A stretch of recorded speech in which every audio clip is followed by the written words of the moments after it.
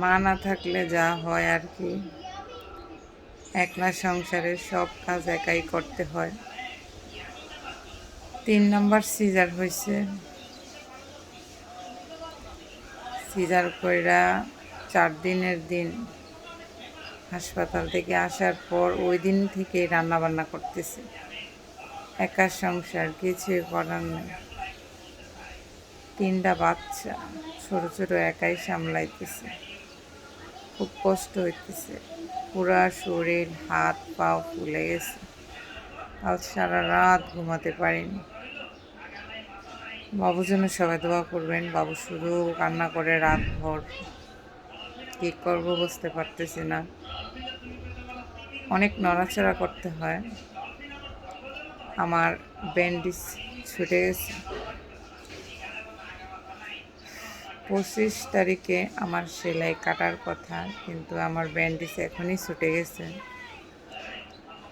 খুব অস্থির লাগতেছে। এতক্ষণ অনেকক্ষণ বসে কান্নাকাটি করতেছিলাম। আল্লাহ কেন আমার মারে এত তাড়াতাড়ি নিয়ে গেছে। এত কষ্ট, এত যন্ত্রণা, আর ভাল লাগে না। কী করবো বুঝতে পারতেছি না। একা একা সব কাজ করতে হয়। বাবুদেরকে খাওয়াইতে হয়, আর 2টা বাবুরে গোসল করানো। 3 বেলা ওদের পিছনে খাওয়ানোর জন্য বসে থাকতে হয় খাবার নিয়ে। তারপর অন্যান্য কাজ তো আছে। দোয়া করেন সবাই। খুব টেনশনে আছি। ব্যান্ডেজটা খুলে গেছে তো, কি হয় না হয় জানি না। খারাপ লাগতেছে, অস্থির লাগতেছে। সারা রাত ঘুমাতে পারি না।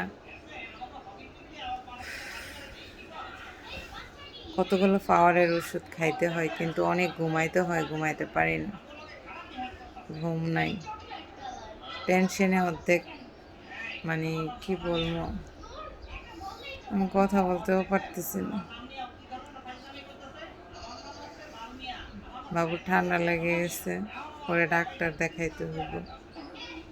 কালকে নিয়ে যাবো ডাক্তার দেখাইতে। সবাই দোয়া করেন।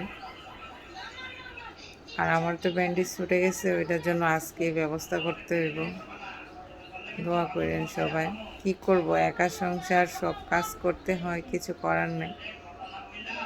ডাক্তাররা বারণ করে কোনো কাজ করতে না, নড়াচড়া কম করতে, কিন্তু না করে তো আর পারি না, করতে হয়। কি করব, কিছু করার নেই।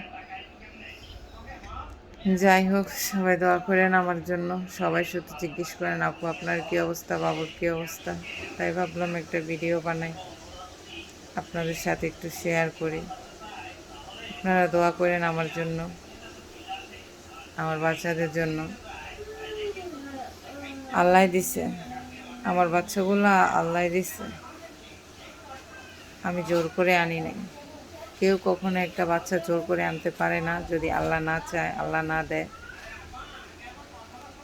আল্লাহ দিছে, হয়তো আল্লাহই রক্ষা করবে, কিন্তু আমাকে চেষ্টা করতে হবে সুস্থ থাকার জন্য, ওদেরকে সুস্থ রাখার জন্য, ওদেরকে ঠিক মতো মানুষ করার জন্য আমাকে চেষ্টা করতে হবে।